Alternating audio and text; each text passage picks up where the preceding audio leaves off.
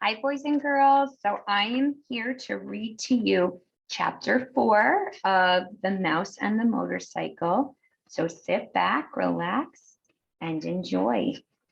So this chapter 4, is titled Keep.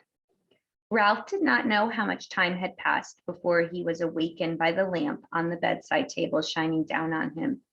He squeezed himself into the tiniest possible ball, wrapped his tail around his body, and tried to make himself as thin as the apple core. "My motorcycle!" shouted the boy, the very first thing. "Somebody stole my motorcycle." Oh, thought Ralph, it won't be long now. "Nobody stole your motorcycle," answered the boy's mother from 216. "It's around someplace. You just mislaid it. You can find it in the morning. You had better get ready for bed now." "No, I didn't mislay it," insisted the boy. "I put it right here on the table beside my sports car." "You'll find it someplace," said his mother, not much interested. Boys were always losing things. While Ralph cowered behind the apple core, Keith opened the drawer of the bedside table and slammed it shut. He jerked back the bedspread, yanked the pillows off the bed, and threw them back. Then he got down on his hands and knees and looked under the bed and the table. Ralph wrapped his tail more tightly around his body. "Here it comes," he thought. The boy's face appeared in the opening at the top of the wastebasket. Ralph's heart raced like a motor. "Ha!" the boy said to himself. "Here it is. I wonder how it got here." His hand came down into the wastebasket to seize the motorcycle and lift it out. Still leaning over the wastebasket, he examined the bent handlebar and chipped paint. "That's funny," he remarked out loud. "It must have rolled off. I don't see how it could, though." The boy did the natural thing for a boy to do. He looked into the wastebasket again. Ralph closed both eyes tight and waited. He wished he hadn't eaten so much of the apple core. If he had not been so greedy, the core would have been thicker and he would have been thinner. "Hey!" whispered the boy, obviously very much surprised. "How did you get in there?" He was careful to keep his voice lower than the sound of the breezes in the pines outside the window. Ralph did not move. He was grateful to the boy for not touching the apple core, even though it was really no protection at all. "Psst," whispered the boy. "Are you asleep?" Still, Ralph remained motionless, except for a slight quiver of his whiskers, which he was unable to control. The boy was silent, but the mouse could feel the rhythmic drafts of his breathing. The boy must be thinking, but what was he thinking? That was what was worrying Ralph. "No," said the boy to himself. "No, it couldn't be." "Couldn't be what?" wondered Ralph, who was beginning to feel cramped from touching behind the apple core. "Hey, wake up," whispered the boy. That was the last thing Ralph wanted to do. "Come on," pleaded the boy. "I won't hurt you." Ralph considered, after all, what did he have to lose? If he stayed in the wastebasket, he was almost certain to get dumped into the incinerator. He might as well come out from behind the core.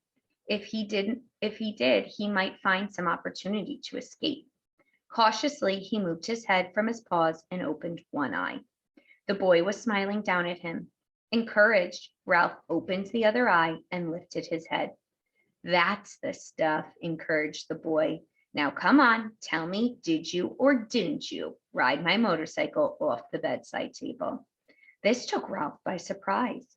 He did not expect the boy to guess what had happened.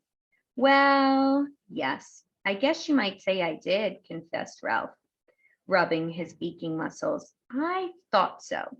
Neither the mouse nor the boy was the least bit surprised that each could understand the other. Two creatures who shared a love for motorcycles naturally spoke the same language. "That must have been some accident. Did it hurt much?" "Oh, some," answered Ralph with a display of bravado. "Anyway, I didn't exactly write it. I really coasted off it." The telephone rang and startled me. "Now, how about getting me out of here?" "Just a minute," said the boy. "How did you get up here in the first place?" "Climbed, silly, on the telephone cord." Ralph instantly regretted his rudeness. He had better watch his tongue if he expected any help in escaping from the wastebasket. Oh, of course, said the boy apologetically. I should have thought that to myself. At the moment, there came a quick knock on the door to room 215 and the rattle of a key. Help, cried Ralph. The maid, don't let her see me. Before the boy could do anything, the maid burst into the room. Oh, excuse me. She seemed surprised to see the boy kneeling by the wastebasket. I've come to turn down the bed. That's all right, said the boy quickly. I can do it myself. Thanks anyway. Thank you, said the maid, backing out of the room. Ralph knew she was not anxious to waste time turning down the bed. As soon as she finished her duties, she was going to go out by the parking lot to meet a busboy, a college boy whose job was clearing tables in the dining room. Whew, that was close. The boy seemed every bit as relieved as Ralph. I'll say, agreed the mouse. Keith, called his mother from room 216. Are you getting ready for bed? Sort of, answered Keith. You'd better come into our bathroom and take a bath, said his mother. Oh, gee, Mom, do I gotta? Asked Keith. Yes, you do, said his father. And don't forget to brush your teeth, said his mother. I won't, promised Keith. Then he whispered to Ralph. You just lie low. I'll hurry and take a bath and get into bed and turn up the light. And after Mom comes and kisses me goodnight, you can talk some more. Lie low indeed, Ralph thought. He couldn't lie much lower if he wanted to, and he certainly did not want to sit around waiting to talk. He wanted to get out of that wastebasket. Once he was out, he would see about talking, but not before. Ralph could hear the boy splashing in 216's bathtub and then hastily brushing his teeth in 215's wash basin. After this, there was a sound of a suitcase being opened and clothes dropped on the floor. The boy hopped into bed, and to Ralph's relief, the light was turned out. In a moment, Mrs. Gridley came in to kiss her son goodnight. Night, Mom, said the boy, sounding as if he were already drowsy. Good night, Keith, said his mother. It looks as if you're going to have to stay here for a few days. Your father refuses to budge.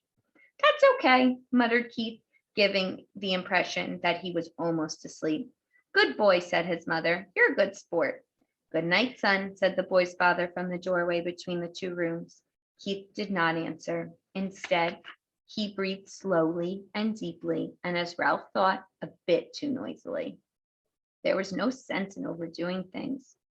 As soon as all was quiet in the next room, the boy swung his legs out of bed, fumbled around in his suitcase, and shone a flashlight into the wastebasket.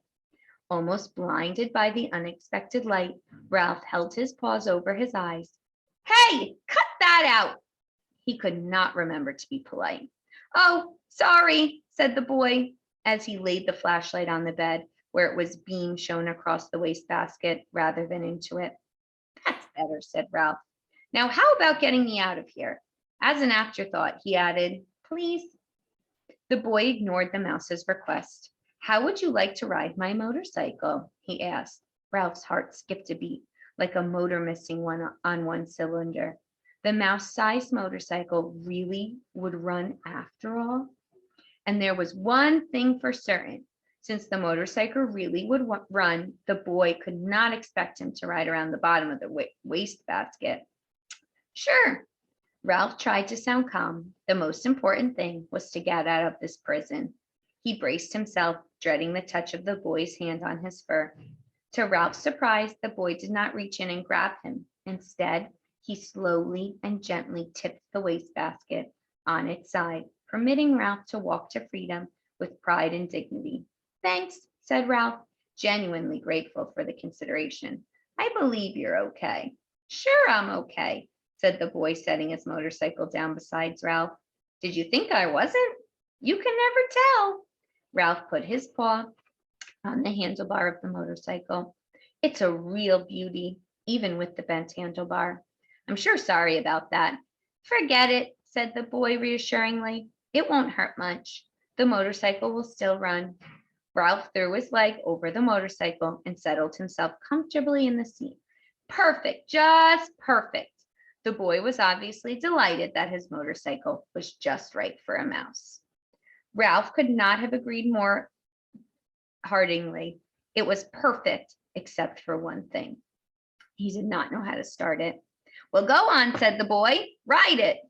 Ralph was ashamed to confess that he did not know how. I don't know how to start it, he admitted. It's the first motorcycle I have ever had a chance to ride.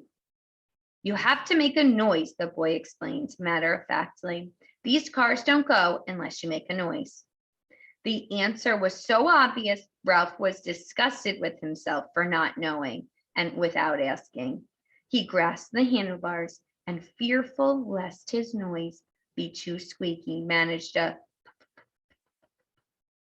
Sure enough, the motorcycle moved. It really, truly moved across the carpet. Ralph was so excited that he promptly forgot to make the noise. The motorcycle stopped. Ralph started again. This time, he remembered to keep on making the noise. He sped off into the square of the moonlight on the carpet and found a good threadbar spot without any bumps. Look out for your tail, said the boy. Don't let it get caught in the spokes.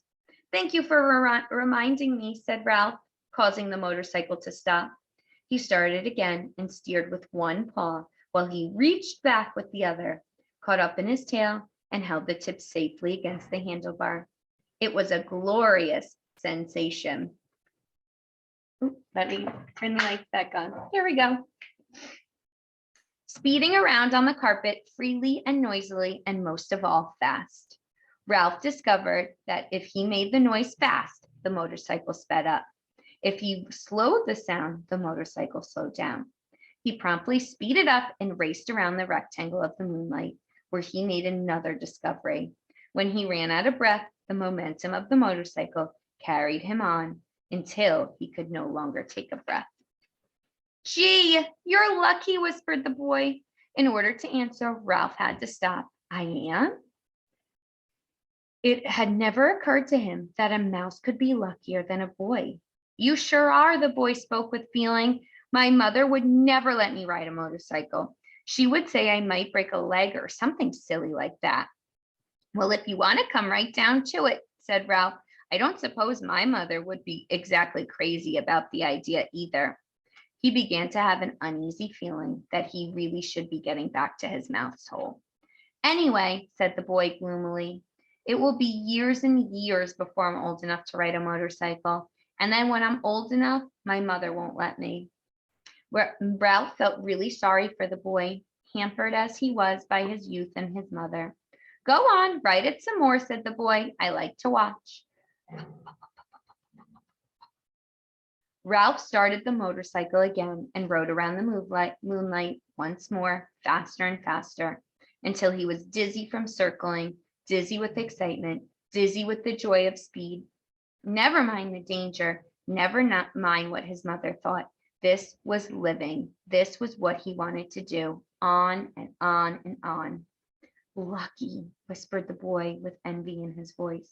Ralph did not answer. He did not want to stop. And that is the end of chapter 4. So if you want to find out what happens next, continue on to chapter 5. Bye.